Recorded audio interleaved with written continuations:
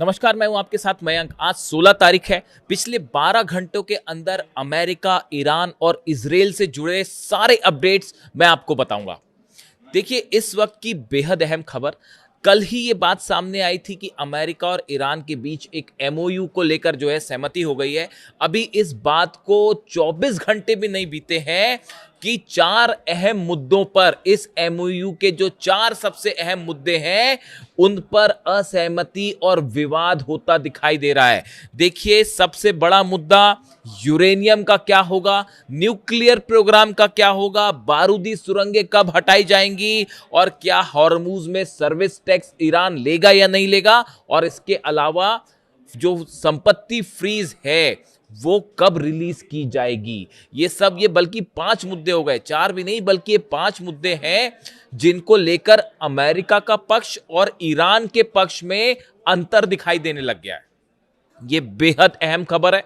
देखिए, कल जब ये खबरें सामने आई कि एमओयू को लेकर जो है वो सहमति बन गई है, उसके बाद मैं तमाम बयान देख रहा था। देखिए, जब भी कोई एग्रीमेंट होता है, इंटरनेशनल एग्रीमेंट होता है, तो उस एग्रीमेंट में ट्रांसपेरेंसी कितनी है, इस बात पर यह तय होता है कि ये डील हो पाएगी नहीं हो पाएगी और ये कितना लंबा चल पाएगी। अब अभी जो हालात हैं उसमें दोनों पक्षों में ना तो एक दूसरे पर विश्वास है, ना ही इस डील को लेकर ट्रांसपेरेंसी है। ड्राफ्ट सामने नहीं है, मीडिएटर है बीच में, उनके जरिए ये बात हो रही है। यानी ये तमाम इंडिकेशन बता रहे हैं कि अगर कोई तरह का समझौता होता भी है, साइनिंग पहली बात तो होगी कि नहीं होगी, और अगर होता भी है तो लंबा नहीं चल पाएगा। अब देखिए, बयान कैसे अलग अलग होने शुरू हुए। कल मैं इस बात को नोट कर रहा था कि ईरान की तरफ से जो खबरें सामने आ रही थी उसमें यह कहा गया था कि जो फ्रीज फंड है उसको इस बातचीत के पहले, इस साइनिंग के पहले, जो एमओयू साइन होना जा रहा है इसके पहले ही रिलीज कर दिया जाएगा। इस तरह के दावे ईरान की तरफ से हुए। लेकिन कल अमेरिका के एक अधिकारी की तरफ से यह बयान आया जो इस पूरे मामले से जुड़े हुए हैं। उन्होंने ये कहा, पहले ईरान अपने कमिटमेंट पूरी करे, उसके बाद हम फ्रीज जो फंड है वो रिलीज करेंगे। यानी देखिए, पहला मतभेद यही निकल के सामने आ गया कि जो फंड रिलीज करने की बात है ईरान को, देखिए 2 तरह के फंड आ रहे हैं। एक तो वो 12 अरब डॉलर की बात है, जो कि 24 अरब डॉलर जो फ्रीज है उसमें से 12 अरब डॉलर पहले ही रिलीज होने थे जिनेवा में, किसी भी एमओयू के साइन होने के पहले। इस तरह की बात ईरान की तरफ से सामने आई। अमेरिका के अधिकारी का यह कहना है कि यह तब तक रिलीज नहीं होगा जब तक ईरान अपने कमिटमेंट पूरे ना करे। यानी अब ये क्या कमिटमेंट है, और यहीं पे पहली बात जो है, देखिए मतभेद सामने आने शुरू हो गए। दूसरी बात, डोनाल्ड ट्रंप का कल बयान आया कि न्यूक्लियर मुद्दे पर ईरान के साथ बातचीत जारी है। यह बयान था डोनाल्ड ट्रंप का कि ईरान से परमाणु मुद्दे पर बातचीत जारी है। जबकि ईरान ने क्या कहा कि जो एमओयू है उसके तहत यह तय हुआ है कि जो 60 दिन का वक्त होगा बाद में, वो उसमें मतलब अंतिम चरण में जो है वो इस परमाणु मुद्दे पर बात होगी। यानी डोनाल्ड ट्रंप का यह कहना कि मुद्दे पर बात हो रही है, परमाणु मुद्दे पर, और ईरान का यह कहना कि इसमें बाद में बात होगी। यहां पे दोनों के विचारों में मतभेद है। सच एक ही तरफ हो सकता है, दोनों तरफ नहीं हो सकता। यानी इस बात से बात साफ हो रही है कि न्यूक्लियर मुद्दे पर क्लैरिटी नहीं है। इसके अलावा देखिए, यूरेनियम को लेकर जो 60% यूरेनियम है जो कि एनरिच्ड हो चुका है, जो 60% तक एनरिच्ड यूरेनियम है ईरान का 450 किलो, इस यूरेनियम का क्या होगा, इसको लेकर कोई साफ बात एमओयू पे नहीं है। यानी जिस चीज को लेकर जंग होती है, जिस चीज को लेकर इतना बड़ा जो है जंग हुई, तमाम चीजें हुई, वो उस यूरेनियम 450 किलो यूरेनियम जो कि 60% एनरिच्ड है, वो इस समय बताया जा रहा है कि इस्फहान में संभवतः जो है न्यूक्लियर प्लांट है उसके नीचे है। और खबरें इस तरह भी हैं कि उसके आसपास बारूदी सुरंगें बिछा दी हैं ईरान ने, और अब तो उसमें एंट्री भी नहीं हो सकती, और वो जो टनल थी उसका मुंह भी जो है बंद कर दिया गया है। यानी उसको एक सील पैक बारूदी सुरंग बना दिया गया है, अब वहां पर आसपास जाना संभव नहीं है। तो अभी तक ये इस एमओयू में ये बात साफ नहीं कि ईरान के इस यूरेनियम का क्या होगा। ईरान का कहना है कि उसमें बाद में बात होगी, जबकि अमेरिका की तरफ से इस तरह के इंडिकेशन बार बार डोनाल्ड ट्रंप दे रहे हैं कि वो ईरान का वो यूरेनियम जो है क्या उसको डाइल्यूट किया जाएगा, क्या उसको लिया जाएगा, ये तमाम चीजें ऐसी हैं जिसको लेकर कोई साफ स्थिति अभी तक नहीं है। कैसे अगर उसको आप डाइल्यूट भी करेंगे तो उसे कैसे खोजा जाएगा, कौन उसको निकालेगा, ये तमाम चीजें हैं। यानी आप कहने का मतलब है ये जो डील है बहुत ही सुपरफिशियल, बड़ी उथली डील है साहब। इसमें जो कंडीशंस हैं वो बड़ी उथली कंडीशंस हैं, और इतनी बड़ी जंग और इतने बड़े बड़े मुद्दों को इतने छोटे से एमओयू के तहत जो है अगर आप लेके आगे बढ़ते हैं तो ये टूटना तय है। अभी वो नेतन्याहू और बेनग्विर की तो बात ही नहीं हो रही, वो इजराइल के हमलों की अलग से बात करते हैं।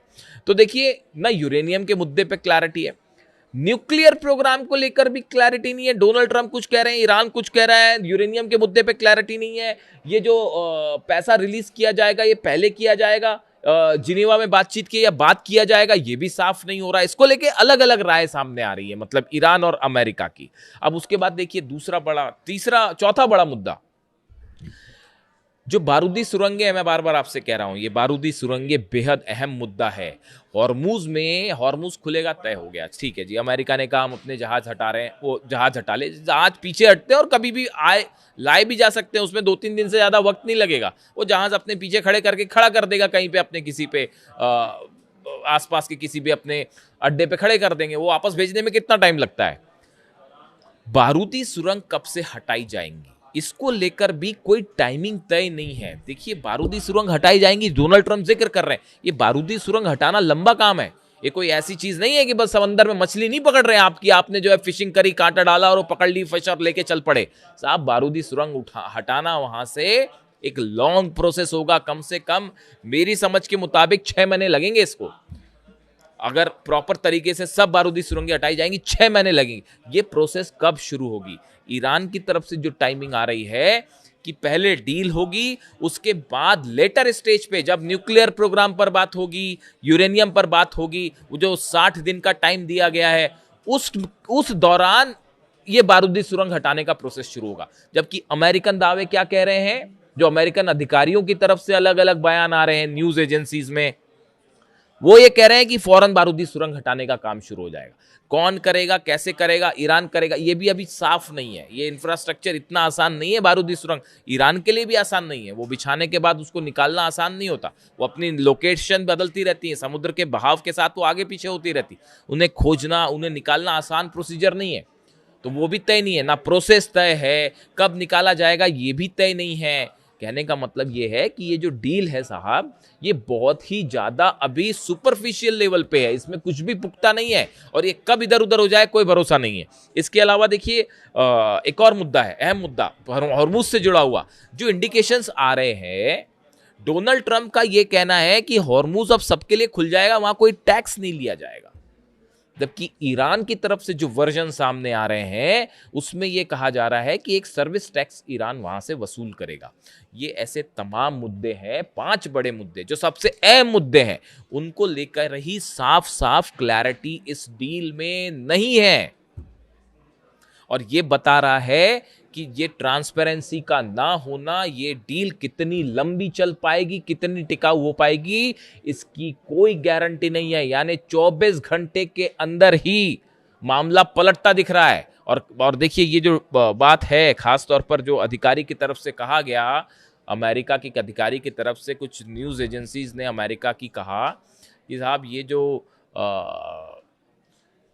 पैसे देने वाली बात है, फ्रीज संपत्ति देने वाली बात है, ये पहले रिलीज की जाएगी या बाद में रिलीज की जाएगी, अभी इसको लेकर भी जो है वो मामला खटपट में है। यानी ये तो बड़ी बेसिक बातें थी जिसमें क्लैरिटी होनी चाहिए। फिर चर्चा किस बात की, फिर डील किस बात की, फिर एमओयू किस बात का, जिसमें अंडरस्टैंडिंग ही नहीं है, फिर वो काय का एमओयू, उसको फिर मेमोरेंडम ऑफ मिसअंडरस्टैंडिंग कहना चाहिए अंडरस्टैंडिंग की जगह।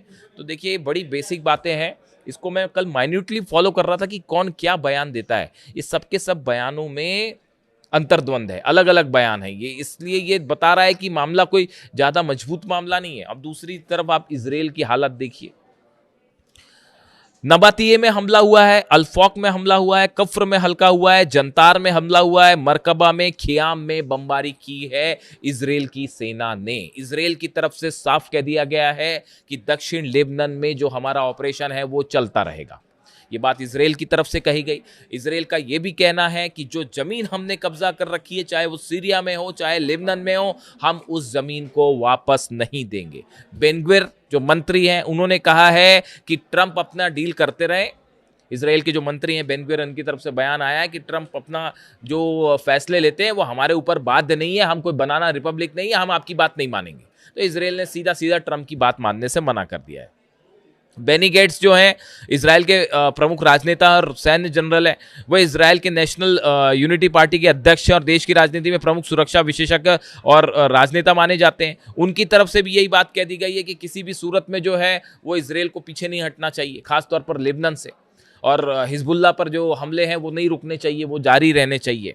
यानी हालात ये है कि सबसे अहम मुद्दा है लेबनान का, कि लेबनान पर हमले रुकने चाहिए। ये इस मेमोरेंडम ऑफ अंडरस्टैंडिंग एमओयू का हिस्सा है, ये इस डील का हिस्सा है, और ये ईरान की तरफ से बेसिक शर्त है कि आपको लेबनान पर हमले रोकने पड़ेंगे। लेकिन ईरान के इन तमाम बातों के बावजूद, अमेरिका के साथ इन समझौते के बावजूद, इजराइल जो है वो अभी इसको मानने को तैयार नहीं है।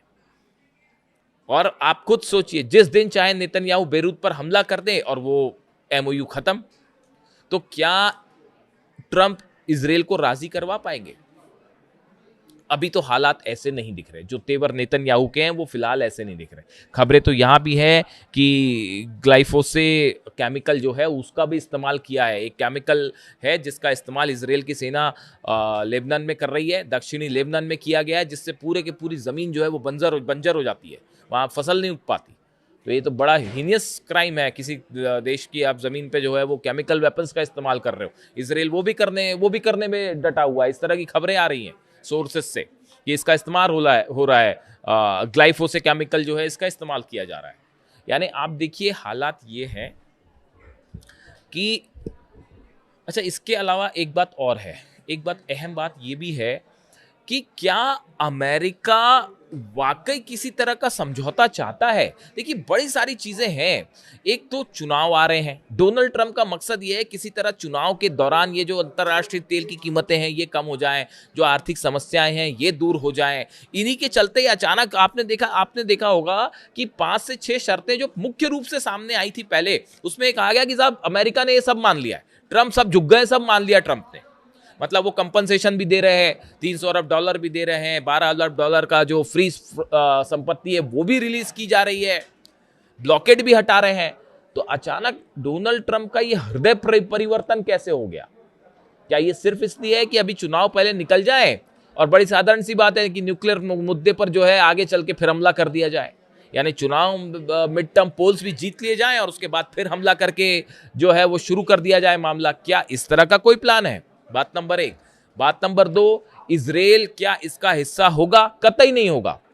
तो ऐसी सूरत में डील कैसे हो सकती है? देखिए, शतुर्मुर्ग बनने का कोई मतलब नहीं है कि आप रेत में जो है वो अपना सिर डाल दीजिए और कहिए जी बहुत अच्छी डील हो रही है। इस डील में आप इंटरनेशनल एक्सपर्ट्स को मान के चलिए, उनकी बातों को मान के चलिए, जो जानते हैं ऐसी डील्स के बारे में, सबका यही कहना है कि इस डील में कुछ भी ट्रांसपेरेंट नहीं है, इसमें कुछ भी विश्वास करने लायक फिलहाल नहीं है, और ये डील लंबी टिकेगी या नहीं टिकेगी इसके बारे में कोई गारंटी नहीं है। वर्ल्ड कप खत्म होगा, फुटबॉल, उसके बाद क्या हमले हो जाएंगे नहीं हो जाएंगे कोई गारंटी नहीं है। मिड टर्म पोल्स खत्म होंगे डोनाल्ड ट्रंप के, अगर वो फिर से बहुमत हासिल कर लेते हैं, उसके बाद क्या फिर से हमले हो जाएंगे? बिल्कुल कुछ भी नहीं कहा जा सकता। क्या इजराइल बीच में हमला कर देगा? इजराइल का जब मन करेगा वो तब बेरूत पे हमला कर देगा और उसके बाद फिर क्या होगा? डील टूट जाएगी। खबरें तो ये भी हैं इस तरह की कि कई फॉल्स फ्लैग ऑपरेशन भी हो सकते हैं। बहुत ही ऐसा दौर है ये जिसमें किसी बात पर विश्वास नहीं किया जा सकता साहब, और वो हो ना जाए तब तक। फॉल्स फ्लैग ऑपरेशन का मतलब है, पता चला इजराइल के अंदर ही कोई धमाका हो गया और ये कह दिया जाए कि तो ईरान ने कर दिया या हिजबुल्लाह ने कर दिया। कुछ भी हो सकता है साहब, कुछ भी हो सकता है। इतनी वोलेटाइल सिचुएशन है, बारूद के ढेर पर बैठा हुआ पूरा मिडिल ईस्ट, और जहां किसी की बात पर कोई विश्वास नहीं किया जा सकता। हकीकत सिर्फ ये है, जिस शख्स की बात पर विश्वास किया जा सकता था वो सिर्फ एक शख्स थे जो कि इस समय अब हमारे बीच नहीं है, वो थे ईरान के सुप्रीम लीडर। और इसीलिए मैं बार बार उनकी बात करता हूं। इस पूरी काजल की कोठरी है साहब, इसमें कोई भी आदमी जो है वो सफेद नहीं है। सिर्फ एक शख्स थे ऐसे, ईरान के सुप्रीम लीडर अली खामनेई साहब, जिनकी बातों में विश्वास किया जा सकता था, जो कहते थे वही करते थे। इसीलिए मैंने वीडियो बनाया था कि ईमान के सच्चे और जुबान के पक्के। इसीलिए अली खामनेई साहब बाकी इन नेताओं से बिल्कुल अलग थे। वो पॉलिटिशियन नहीं थे। और उनकी तुलना आज के दौर में, मैं कभी कभी सोचता हूं कि आज के दौर में अगर आप पिछले 100 साल की बात करें, तो अगर मुझे रेट करना होगा तो सबसे बड़े नेताओं में, सबसे प्रभावशाली नेताओं में गिनती करूंगा मैं अली खामनेई साहब की। और ये कहने में मुझे कोई झिझक नहीं है। डंके की चोट पे बात कहने की हिम्मत रखता हूं। अली खामनेई साहब ने हमेशा वो कहा, जो कहा वही हमेशा किया। कभी ऐसा नहीं हुआ कि सुबह कुछ, दोपहर कुछ, रात को कुछ। आप देखिए क्या हो रहा है आपके सामने। किस पे विश्वास कर सकते हैं आप बताइए? डोनाल्ड ट्रंप पे विश्वास करेंगे, अमेरिका पर विश्वास करेंगे, नेतन्याहू पर विश्वास करेंगे, इजराइल की बातों पर विश्वास करेंगे? किसकी बातों पर विश्वास करेंगे आप? ईरान की जनता भी कई बातों से नाराज है। इसको आप, जो सच है वो है। ईरान में देखिए लगातार प्रोटेस्ट है। वो जनता इस बात को स्वीकार ही नहीं कर पा रही है कि ईरान ने डील करना चाहिए। आप उनके सुप्रीम लीडर को शहीद कर देंगे और उसके बाद कहेंगे कि साहब डील करना है, तो जनता को ये बात डाइजेस्ट ही नहीं हो पा रही। वो इस बात को स्वीकार करने के लिए मानसिक रूप पे तैयार ही नहीं है, भले वो डील अच्छी भी क्यों ना हो। भाई ईरान की तरफ से भी डील हो रही है, तो अगर इस तरह की बातें आगे बढ़ी तो कुछ सोच समझ के बढ़ी होगी। ईरान के सिक्योरिटी काउंसिल में तमाम जिम्मेदार नेता हैं जो उसमें शामिल है। मुस्तफा खामेनी सुप्रीम लीडर हैं।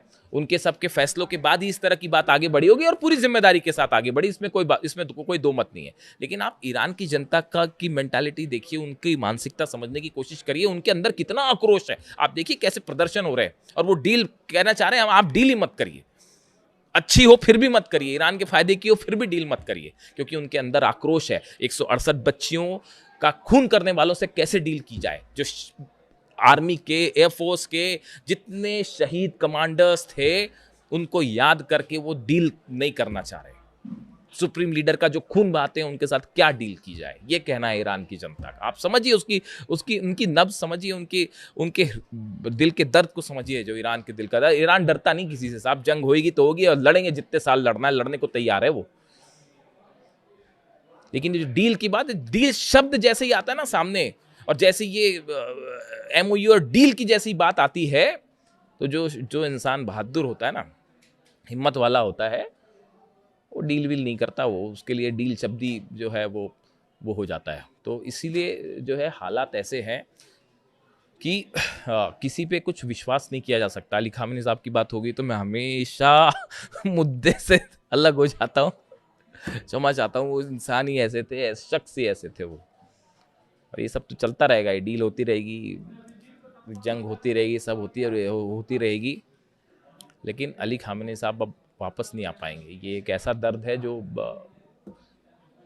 भूल नहीं सकते ईरान के लोग। खैर, तो अब हालात ये हैं कि ये बड़े धोखे हैं इस राह में।